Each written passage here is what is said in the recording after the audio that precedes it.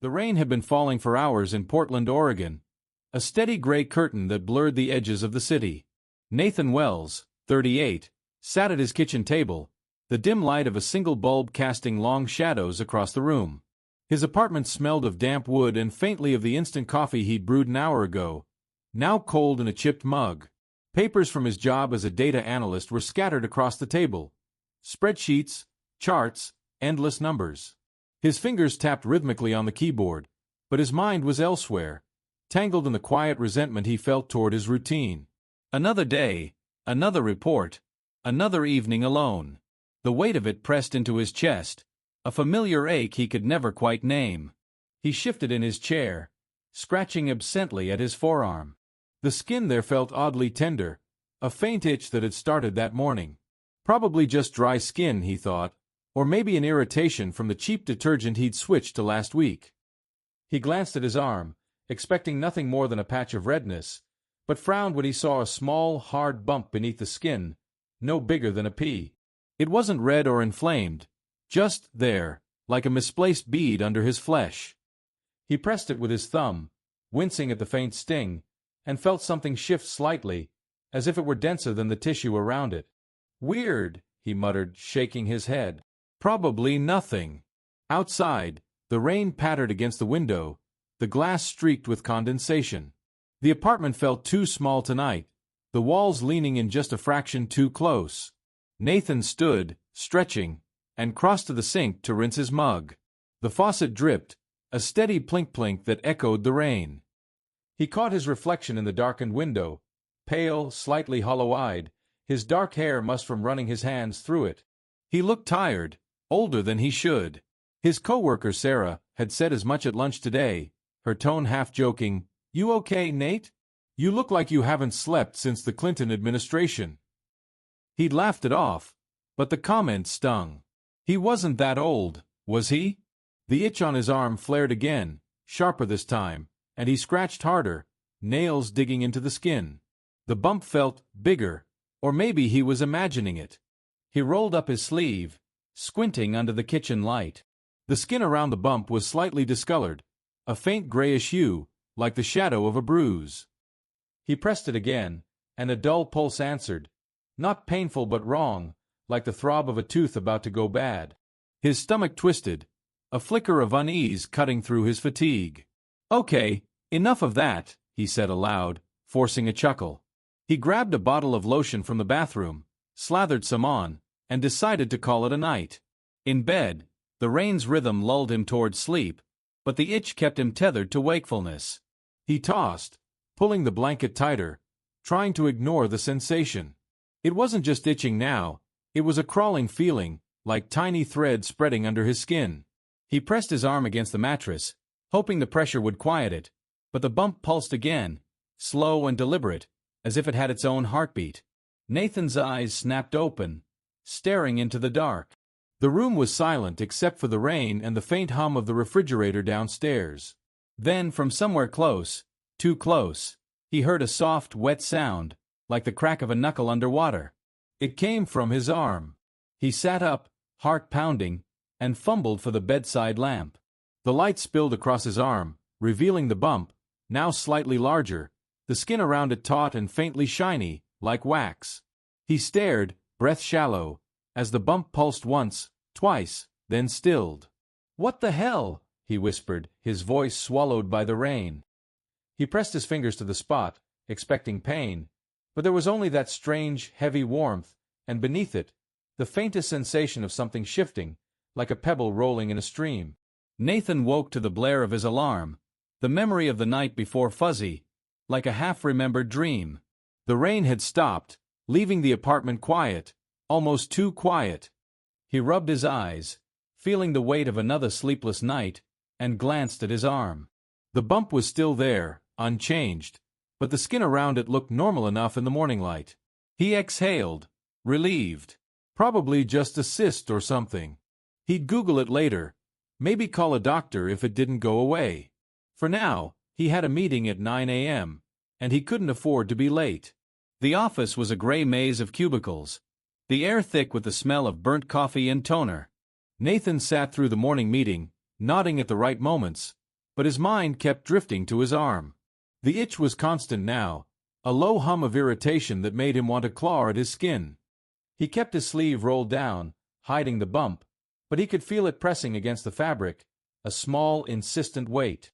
During a break, Sarah leaned over, her blonde ponytail swinging. "You sure you're okay? You're kinda fidgety." "I'm fine," Nathan said too quickly. "Just didn't sleep great." He forced a smile, but her eyes lingered, skeptical. He excused himself to the bathroom, locking the door behind him.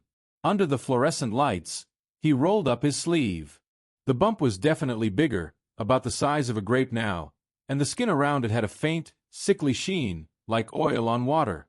He pressed it, wincing as a sharp sting shot through his arm. The bump didn't just feel hard, it felt alive, pulsing faintly under his touch. His stomach churned, a mix of fear and revulsion. He splashed cold water on his face, avoiding his reflection in the mirror. "It's nothing," he told himself. "Just a cyst. People get cysts." Back at his desk, he tried to focus, but the itch was relentless, spreading up his arm like a slow burn. By lunchtime, he was sweating, though the office was cool. He skipped eating with the team, claiming he had a call to make, and sat alone in the break room, staring at his arm. The bump was starting to itch in a way that felt wrong, not like an insect bite or rash, but like something burrowing, rooting deeper. He scratched, harder than he meant to, and felt a sudden wet give under his nails. He froze, lifting his fingers. They were smeared with a thin, grayish fluid, slick and cold, with a faint metallic smell, like rusted iron. His heart thudded as he wiped it on a napkin, his hands shaking. That evening, Nathan stood in his bathroom, the fluorescent light buzzing overhead. The apartment smelled worse tonight, the dampness sharper, almost sour, like mildew blooming in the walls. He peeled off his shirt, dreading what he'd see. The bump was now the size of a walnut, the skin stretched tight, almost translucent, revealing a faint network of dark veins beneath. He touched it, and the surface quivered, not like skin but like something softer, wetter. His breath hitched as he leaned closer to the mirror, his eyes locked on the bump. Then, as if in response to his gaze, it pulsed again, and this time, he felt it, a slow, deliberate movement, like something uncoiling inside his flesh. He stumbled back, his heart racing, the room spinning. The air felt thick, heavy with the scent of damp and something else, something acrid, like burnt plastic. He grabbed a towel, pressing it against his arm, as if he could smother whatever was happening.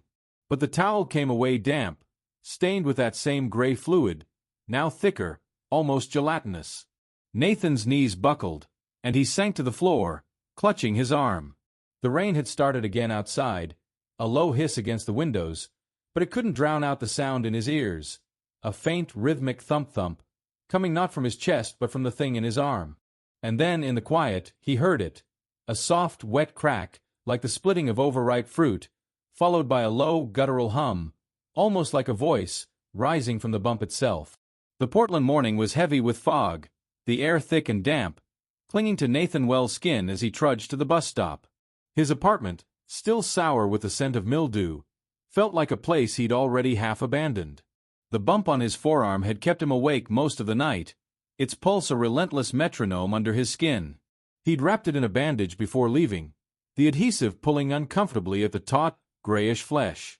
"It's just a cyst," he told himself, the words a flimsy shield against the unease gnawing at his gut. He'd call a doctor today. Maybe tomorrow. For now, he had to get through work. The bus was crowded, the air stale with the smell of wet coats and unwashed hair. Nathan kept his arm pressed against his side, hiding the bandage under his jacket. The bump itched fiercely now, a deep, crawling sensation that made his fingers twitch with the urge to scratch.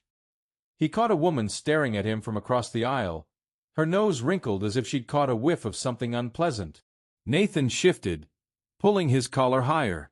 It was probably just the dampness of his clothes, he reasoned, but his cheeks burned with embarrassment. He got off a stop early, needing the cold air to clear his head. At the office, the fluorescent lights buzzed like distant insects, casting a sterile glow over the cubicles. Nathan tried to focus on his spreadsheets, But the itch was unbearable, spreading up his arm like a slow fire. He slipped into the bathroom during a break, locking the door and rolling up his sleeve. The bandage was damp, stained with a grayish ooze that smelled faintly of copper and something sharper, like burnt wiring. He peeled it off, wincing as the adhesive tugged at the skin. The bump was larger now, nearly the size of a golf ball, the skin around it slick and unnaturally smooth, like the surface of a boiled egg. Thin, dark veins radiated from it, faint but visible, like cracks in porcelain. He pressed it gently, and a sharp electric pain shot through his arm, followed by a slow trickle of that same gray fluid, thick and syrupy. It dripped onto the sink, leaving a faint, oily sheen. Nathan's stomach lurched. He grabbed a paper towel, wiping frantically, but the smell lingered, acrid and invasive. He splashed water on his arm, hoping to wash away the fluid, but the bump pulsed under his touch, a slow, deliberate throb that felt almost responsive. He leaned against the sink, his breath shallow, trying to calm the panic rising in his chest. "It's fine," he whispered, his voice trembling. "Just a cyst. Just a damn cyst." Back at his desk, he kept his jacket on, ignoring the heat. Sarah, his co-worker, stopped by with a coffee, her smile faltering as she got closer. "Nate, you sure you're okay? You're sweating like crazy." Her nose twitched, and Nathan's heart sank. Could she smell it too? That metallic, burnt plastic stench? "I'm good," he lied, forcing a grin. "Just a long week." She nodded, unconvinced, and walked away, glancing back once. Nathan's hands shook as he typed, the bump pressing against his sleeve, a constant reminder. He avoided lunch with the team, claiming a deadline, and sat alone in the break room, his arm hidden under the table. The itch was now a burning, like tiny needles pricking his skin from the inside. He wanted to tear at it, to rip the bump out, but the thought of what might come out with it made his skin crawl. By the time he got home, the fog had thickened, wrapping the city in a claustrophobic haze. His apartment felt smaller, the air heavier, the mildew smell now tinged with something fouler, like rotting fruit left in a wet corner. Nathan stood in his kitchen, the single bulb flickering above, casting jagged shadows on the walls. He couldn't ignore it anymore. He grabbed a pair of scissors from a drawer, his hands trembling as he cut away the bandage. The bump was grotesque now, the size of a small plum, the skin stretched so tight it looked ready to split. The gray fluid had dried in patches, leaving a crusty residue that flaked off when he touched it. The veins around it were darker, thicker, spreading like roots under his skin. He pressed his fingers to the bump, and it quivered, not just pulsed but moved, a slow, undulating ripple that made his knees buckle. He stumbled to the bathroom, the scissors still in hand, and stood under the harsh light. The mirror showed a man he barely recognized, pale, eyes wide with fear, his arm a grotesque parody of itself. The bump seemed to stare back, its surface glistening, almost wet, as if it were sweating. He raised the scissors, his breath hitching, but stopped short. What if cutting it made it worse? What if it bled something that wasn't blood? He dropped the scissors, his hands shaking too hard to hold them. The smell was stronger now, filling the bathroom, a mix of metal and decay that made his eyes water. He leaned closer to the mirror, his breath fogging the glass, and froze. The bump pulsed again, and this time he saw it, a faint, deliberate movement, like something inside was pressing against the skin, testing its limits. His heart pounded, a roar in his ears, drowning out the drip of the faucet. He wanted to scream, to run, but his legs felt rooted to the floor. Then he heard it again, louder than the night before, a soft, wet crack, like the splitting of a seed pod, followed by a low, guttural hum. It wasn't just a sound, it was a vibration, traveling through his arm, into his chest, his skull. And beneath it, faint but unmistakable, was a rhythm, like a whispered word, repeated over and over, too soft to make out but too clear to ignore. It was coming from the bump, from inside him, and it knew his name. The fog clung to Portland like a fever, thick and suffocating, as Nathan Wells sat in the waiting room of a walk-in clinic. The air smelled of antiseptic and stale coffee, but it couldn't mask the faint, acrid tang that seemed to follow him now, seeping from the bandage on his forearm. The bump had grown overnight, now the size of a small egg, its surface slick and unnaturally warm, pulsing with a rhythm that kept him awake. He hadn't slept properly in days, his eyes bloodshot, his skin clammy. The itch had become a constant burn, like a coal smoldering under his flesh, and the grayish fluid it leaked left stains on his sleeves, forcing him to wear a heavy jacket despite the damp heat. The clinic was crowded, fluorescent lights buzzing overhead, casting a sickly pallor on the faces around him. Nathan kept his arm pressed against his side, avoiding the curious glances of other patients. A child across the room stared, her mother pulling her closer, and Nathan's cheeks burned with shame. He felt exposed, like the thing on his arm was screaming its presence to the world. When the nurse called his name, he nearly jumped, his heart pounding as he followed her to an exam room.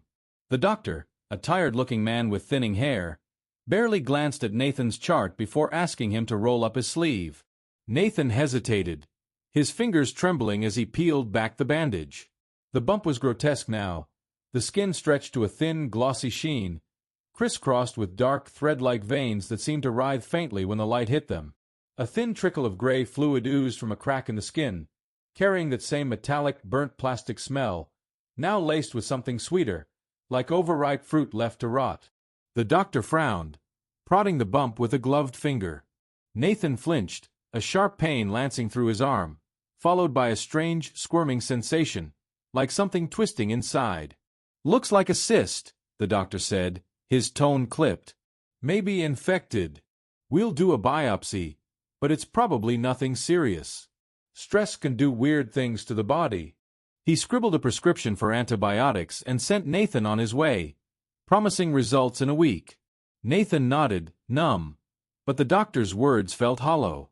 A cyst didn't pulse like a second heart. A cyst didn't move. Back at his apartment, the air was thick with the stench of mildew and something worse, a cloying decay that seemed to emanate from his arm. The walls felt closer, the shadows sharper, as if the room itself was watching him. He sat on the couch, staring at the bandage, now soaked through with that gray ooze.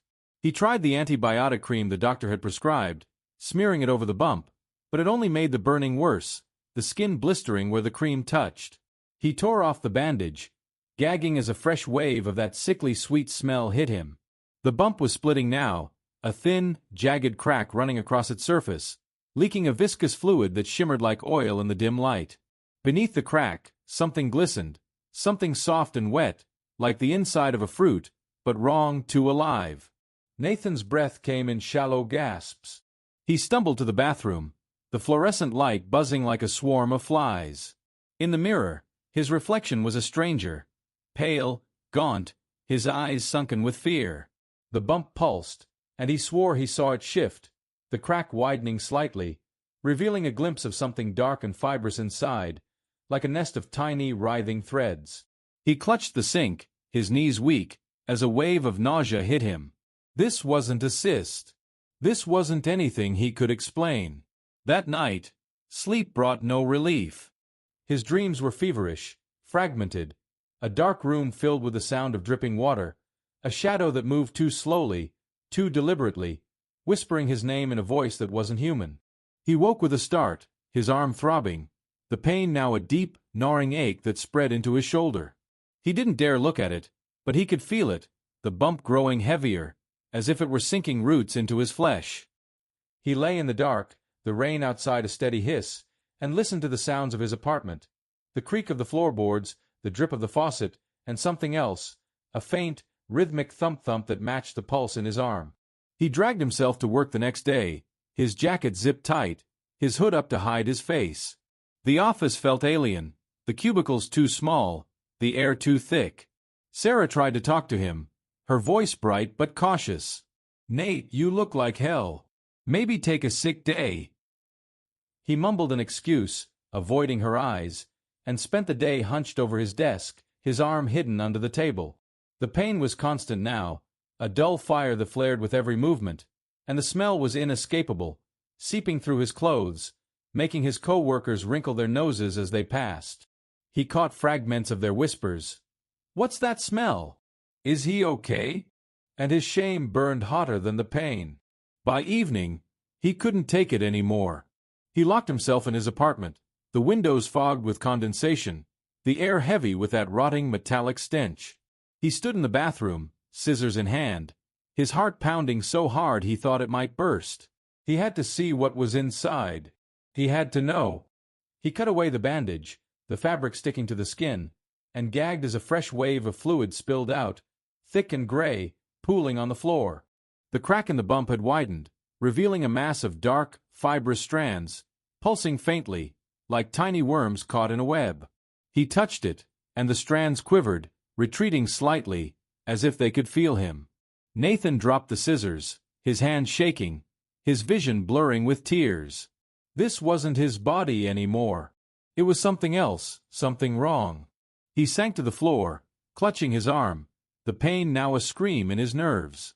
The apartment was silent except for the rain and that relentless thump-thump, louder now, echoing in his skull. And then, from the crack in the bump, came a sound, a soft, wet rasp, like air escaping a punctured lung, followed by a low, guttural whisper. It was his name, spoken in a voice that wasn't his, a voice that seemed to come from inside the bump, from inside him. He stared at the mirror, his reflection distorted by the fogged glass, and saw the crack widen, just enough to reveal something new, a glint of something pale and slick, like the edge of an eyelid, staring back at him from the heart of the wound. The rain in Portland had turned vicious, a relentless assault that battered Nathan Wells' apartment, the windows rattling in their frames.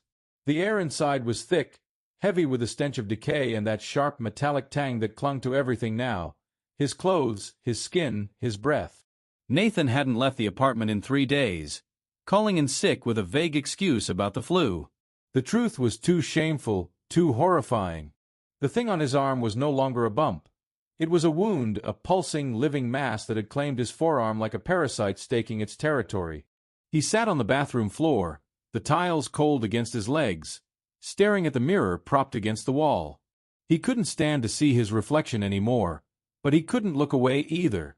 The crack in the mass had widened, splitting the skin like overripe fruit, revealing a writhing nest of dark, fibrous strands that glistened with that gray, oily fluid. The strands moved with purpose now, coiling and uncoiling, like tiny tendrils searching for something to grasp. The skin around it had peeled back, raw and red, weeping a viscous mixture that smelled of rusted iron and rotting meat. The pain was unbearable, a deep, grinding ache that pulsed in time with his heartbeat, but worse was the sensation of movement, something slithering under his skin, spreading up his arm into his shoulder. He could feel it rooting deeper, like a weed burrowing into soft earth. Nathan had tried everything, antibiotic creams, ice packs, even prayer, though he hadn't believed in anything since he was a kid. Nothing helped.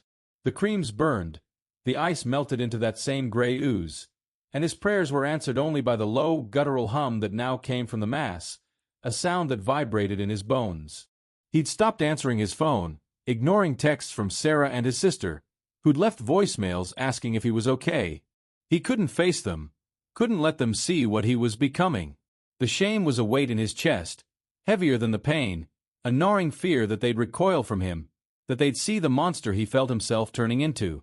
The apartment was a prison now, the walls slick with condensation, the air so thick it felt like breathing soup.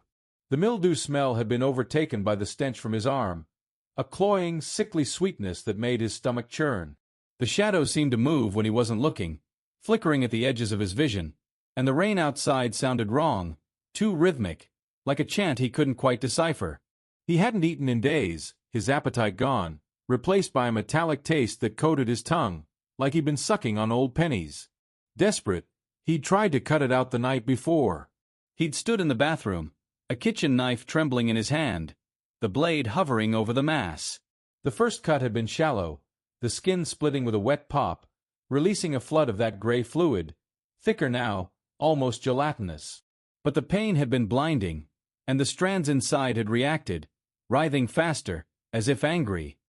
He dropped the knife when he saw it, a thin, black tendril, no thicker than a hair, emerging from the wound, curling toward the air like a finger testing the wind. He'd screamed, stumbling back, and the tendril had retreated, sinking back into the mass with a soft, sucking sound. Now, sitting on the bathroom floor, he was out of options. The mass had grown, spreading across his forearm, the skin around it cracking like dry clay, revealing glimpses of something beneath.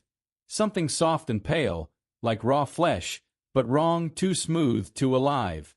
The veins were thicker now, dark and pulsing, stretching up his arm like a map of some alien terrain. He touched the edge of the wound, and the strands quivered, sending a jolt of pain through his body. But beneath the pain was something worse, a feeling of connection, as if the thing was part of him, speaking to him in that low, humming voice that filled his dreams. He hadn't slept properly in days, but when he did, the dreams were vivid, suffocating. He saw himself in a dark, endless room, the floor slick with that gray fluid, the air filled with whispers that called his name. In the dreams, his arm wasn't his anymore. It was a mass of writhing tendrils, coiling around his body, pulling him into something vast and hungry. He woke each time gasping, his arm throbbing, the hum louder, more insistent. It wasn't just a sound anymore, it was a presence, a weight inside him, whispering things he couldn't understand but felt in his bones. "You did this. You deserve this." The words weren't clear, but the meaning was, sinking into him like a blade. He dragged himself to the kitchen, the floorboards creaking under his weight, and grabbed a bottle of whiskey from the cupboard. He poured a glass, his hands shaking so badly that half of it spilled. The alcohol burned his throat, but it didn't dull the pain or silence the hum. He sat at the table, staring at his arm, the mass now so large it distorted the shape of his forearm, making it look swollen, grotesque. The skin was splitting further, revealing more of those pale, fleshy patches, and he swore he saw something move beneath them, something that wasn't muscle or bone. His vision blurred, tears mixing with sweat, as he realized he was losing himself. His body wasn't his anymore. It was theirs. He stumbled back to the bathroom, the mirror fogged with condensation, the air thick with that rotting metallic stench. He wiped the glass with his sleeve, his heart pounding, and leaned closer. His reflection was a nightmare, his face gaunt, his eyes hollow, his arm a grotesque parody of flesh. The mass pulsed, the crack widening, and then he saw it. A glimmer of something pale and wet, like the edge of an eyelid, but larger, more deliberate. It blinked, or he thought it did, revealing a dark, glistening orb that stared back at him, unblinking, alive. The hum grew louder, a low, guttural chant that filled the room, and Nathan screamed, his voice swallowed by the rain. He fell to his knees, clutching his arm, the pain a white-hot roar in his nerves. The strands were moving faster now, spreading under his skin, and he could feel them in his chest, his throat, as if they were claiming him from the inside. The mirror loomed above, and he forced himself to look, dreading what he'd see. His reflection was wrong, distorted, his face too pale, his eyes too dark. And then he saw it, a shadow behind his own, a vague, humanoid shape with no face, its edges blurring into the fogged glass. The hum became a voice, clear and cold, whispering his name, Nathan. Nathan. He screamed again, scrambling back, his back hitting the wall. The mass pulsed, the eye-like thing blinking again, and he realized with a sickening clarity that it wasn't just in his arm anymore. It was in him, growing, changing him into something else. And in the mirror, the shadow smiled. The hospital smelled of bleach and despair, a sterile mask over the undercurrent of sickness that clung to every surface. Nathan Wells sat on a crinkling paper sheet in the exam room, his arm bandaged tightly, though the gauze did little to contain the stench. Rusted iron mixed with a sickly sweetness that made the nurse wrinkle her nose as she took his vitals. It had been a week since he'd seen the eye-like orb in the mass on his arm, a week since the whispers had grown loud enough to drown out his thoughts. He hadn't returned to work, hadn't answered his phone, hadn't left his apartment until this morning, when desperation drove him to the emergency room. The mass had spread, the skin of his forearm now a patchwork of cracked, peeling flesh and writhing, fibrous strands that pulsed with a life of their own. He could feel them moving, not just in his arm but in his chest, his neck, a slow invasion that made his skin crawl. The doctor, a young woman with sharp eyes and a clipboard, reviewed his chart with a frown. "Mr. Wells, this is unusual," she said, her voice measured but uneasy. She unwrapped the bandage, and Nathan flinched as the air hit the wound. The mass was grotesque, the size of a small grapefruit, the skin split wide to reveal a pulsating fleshy core, studded with those dark, writhing tendrils. The eye-like orb was gone, or hidden. but the surface glistened with that gray, oily fluid, now thicker, almost tar-like, with a smell that made the doctor step back. "We need to operate immediately," she said. "This could be a severe infection, or something else. We'll remove it and send it for analysis." Nathan nodded, too exhausted to argue, his mind a fog of fear and pain. The surgery was scheduled for that afternoon, and as he lay on the gurney, the fluorescent lights buzzing overhead, he felt a flicker of hope, fragile as a candle flame. Maybe this would end it. Maybe they could cut the thing out, stop the whispers, the pulsing, the sense that his body was no longer his. The anesthesiologist's mask hovered above him, and as the world faded, he thought he heard it again, a low, guttural hum, not from his arm but from somewhere deep inside his chest. He woke in recovery, his arm throbbing under a fresh bandage, the air heavy with the scent of antiseptic. The doctor's voice was calm but clipped as she explained. The mass had been removed, though it was unusually complex and had resisted excision. They'd sent it to pathology, but the wound was clean, stitched tight, and he should recover with antibiotics and rest. Nathan felt lighter, almost human again, though the pain lingered, a dull ache that spread into his shoulder. He touched the bandage, expecting to feel that alien pulse, but there was nothing, just the sting of sutures and the weight of his own flesh. Back at his apartment, the air felt different, cleaner, though the mildew smell lingered, faint and sour. The rain had stopped, leaving the city quiet, the windows no longer rattling. Nathan moved gingerly, his arm in a sling, and for the first time in weeks, he dared to hope. He showered, careful not to wet the bandage, and the hot water felt like a baptism, washing away the metallic taste in his mouth, the weight in his chest. He avoided the mirror, afraid of what he might see, but the absence of that pulsing, writhing mass was a relief so profound it brought tears to his eyes. He returned to work the next day, pale but determined, his arm hidden under a long-sleeved shirt. Sarah greeted him with a hesitant smile, her eyes lingering on the sling. "You had us worried, Nate," she said, her voice soft. "You look better." He nodded, forcing a smile, but the office felt wrong, the cubicles too bright, the air too thin. His co-workers kept their distance, their glances cautious, and Nathan wondered if they could still smell it, that faint, lingering stench of decay that clung to him like a shadow. That night, he sat at his kitchen table, the apartment quiet except for the hum of the refrigerator. The bandage was clean, no sign of the gray ooze, and the pain had dulled to a manageable ache. He poured a glass of water, his hand steady for the first time in weeks, and felt a flicker of normalcy. Maybe it was over. Maybe he was free. He went to bed early, exhausted but hopeful, the silence a balm after weeks of whispers and hums. But sleep brought no peace.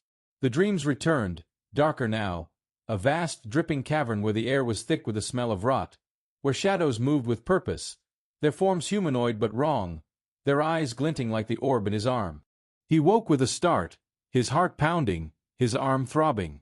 The bandage was still clean, but the ache was deeper now, not in the wound but beneath it, in the muscle, the bone. He sat up, his breath shallow, and peeled back the bandage, dreading what he'd find. The stitches were intact, the skin red but healing, no sign of the mass. But as he pressed his fingers to the wound, he felt it, a faint, familiar pulse, not in his arm but in his chest, just below his collarbone.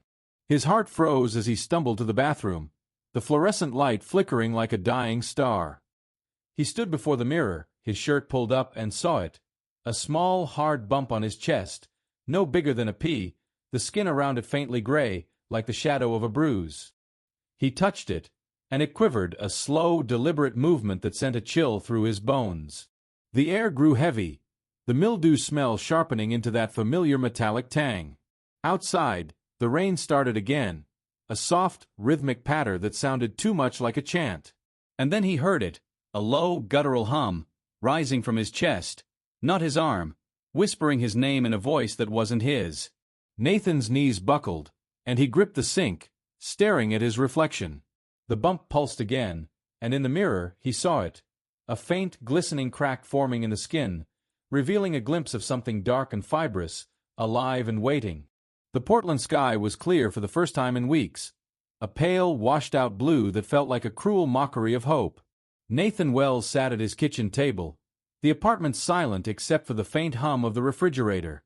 The bandage on his arm was gone, replaced by a jagged scar, pink and puckered, a reminder of the surgery that had removed the grotesque mass. His chest, however, was another story. The new bump, small but unmistakable, pulsed faintly beneath his collarbone, its grayish hue spreading like a stain. He hadn't touched it since that night in the bathroom, hadn't looked in the mirror, hadn't dared to face what it might become. The metallic tang lingered in the air, faint but persistent, mingling with the ever-present mildew that clung to the walls. Nathan had returned to work, driven by a desperate need for normalcy. The office was the same: cubicles, coffee, the buzz of fluorescent lights, but he felt like a ghost among the living. Sarah's smiles were cautious now, her conversations brief, as if she sensed something was still wrong. He kept his jacket on, hiding the scar on his arm, the bump on his chest, but he could feel it, a slow, deliberate pulse that seemed to sync with his heartbeat. His co-workers avoided him, their glances fleeting, their noses wrinkling at the faint, acrid smell that followed him like a shadow. He didn't blame them. He could smell it too, rust and rot, seeping from his skin no matter how much he scrubbed. He'd stopped answering his phone, letting voicemails from his sister pile up, her voice growing more worried with each message. He couldn't face her, couldn't explain the thing that was happening to him, the thing that was him now. The dreams had grown worse, no longer confined to sleep. He saw flashes in the daylight, shadows that moved too slowly, whispers that called his name from empty rooms. The bump on his chest was small, but it was growing, and with it came the same sensations he'd felt before. The crawling under his skin, the burning, the sense that something was rooting deeper, claiming him piece by piece. He tried to fight it, to reclaim himself. He ate, forcing down food despite the metallic taste that coated his tongue. He walked to the park, hoping the fresh air would clear his head, but the world felt wrong. Trees too still, the sky too bright, the ground beneath his feet too soft, like it might swallow him whole. He sat on a bench, watching joggers and dog walkers, their normalcy a knife in his chest. He envied them, their unblemished skin, their bodies that obeyed them. His hand drifted to his chest, pressing the bump, and it quivered, a slow, deliberate movement that sent a shiver through him. He pulled his jacket tighter, his breath shallow, and hurried home. The apartment was quieter now, the rain gone, but the silence was worse, heavy with anticipation. The mildew smell was faint, overtaken by that sickly sweet decay, sharper now, like fruit left to rot in a sealed room. Nathan sat on the couch, staring at his hands, his fingers trembling. The scar on his arm was healing, but it itched, a deep, nagging sensation that felt like a warning. He hadn't looked at the bump on his chest since that first night, but he could feel it, heavier, warmer, pulsing with a rhythm that wasn't his. He wanted to believe it was over, that the surgery had saved him, but the whispers were back, soft and insistent, rising from his chest like a tide. He stood, moving to the bathroom, the fluorescent light flickering as he stepped inside. The mirror was there, waiting, its surface clear for the first time in weeks, no fog to hide his reflection. He forced himself to look, his heart pounding, his breath catching in his throat. His face was gaunt, his eyes sunken, but it was his chest that held his gaze. He lifted his shirt, the fabric sticking to his skin, and saw it. The bump, now the size of a walnut, the skin stretched tight, faintly gray, crisscrossed with those dark, thread-like veins. A thin crack ran across its surface, leaking a trickle of that gray, oily fluid. It smelled sharp and metallic, like blood and burnt plastic. He touched it, his fingers trembling, and the bump pulsed, the crack widening slightly. Beneath it, he saw a glimpse of something pale and wet, like the fleshy core he'd seen before. But this time, it moved with purpose, a slow, undulating ripple that made his stomach lurch. The hum was louder now, a low, guttural chant that filled the room, vibrating in his skull. Nathan! Nathan! The voice was clearer, colder, and he realized with a sickening clarity that it wasn't coming from the bump. It was coming from him, from somewhere deep inside, where the thing had taken root. He stumbled back, his back hitting the wall, his vision blurring with tears. He wanted to scream, to tear it out, but he knew it was too late. The thing wasn't just in his chest, it was in his blood, his bones, his thoughts. He sank to the floor, clutching his chest, the pain a dull roar now, less urgent than the fear, the shame, the certainty that he was no longer himself. The apartment was silent except for that hum, that whisper, and outside, the sky darkened, the first drops of rain falling again, heavier, slower, their rhythm too much like a heartbeat. Days passed, or maybe weeks. Time blurred, a haze of pain and whispers. Nathan went through the motions, returning to work, nodding at Sarah's questions, eating food he couldn't taste. The bump grew, but he hid it under layers of clothing, ignoring the pain, the smell, the way his reflection seemed to shift when he wasn't looking. He told himself he was fine, that he could live with it, that he could outlast it. But at night, alone in his apartment, the truth was undeniable. The hum was constant, the whispers louder, and the bump was splitting, revealing glimpses of something alive, something that watched him. One night, he sat on his bed, the apartment dark except for the faint glow of a streetlight filtering through the window. The rain fell softly, its patter a low, hypnotic chant, but it carried a new smell, metallic, sharp, like blood on wet pavement. He lifted his shirt, his hand steady for the first time in weeks, and looked at the bump. It was larger now, the crack wide, revealing a mass of writhing, fibrous strands and that pale, fleshy core, pulsing with a life of its own. He touched it, and it didn't flinch. It leaned into his touch, warm and wet, like a lover's embrace. He closed his eyes, the hum filling his head, the whispers soft and soothing now, not cruel but inviting. Nathan, let go. He felt it then, a strange peace, a surrender to the thing that had claimed him. He lay back, the rain a lullaby, and for the first time in months, he slept without dreams. The next morning, he woke to silence, the rain gone, the apartment still. He felt lighter, almost whole, the pain in his chest dulled to a faint ache. He stood, moving to the bathroom, and dared to look in the mirror. The bump was smaller, the crack closed, the skin less gray, though still scarred, marked by faint, dark veins. He smiled, a weak, trembling thing, and told himself it was over. He went to work, laughed at Sarah's jokes, ate lunch with the team. The world felt normal, almost kind.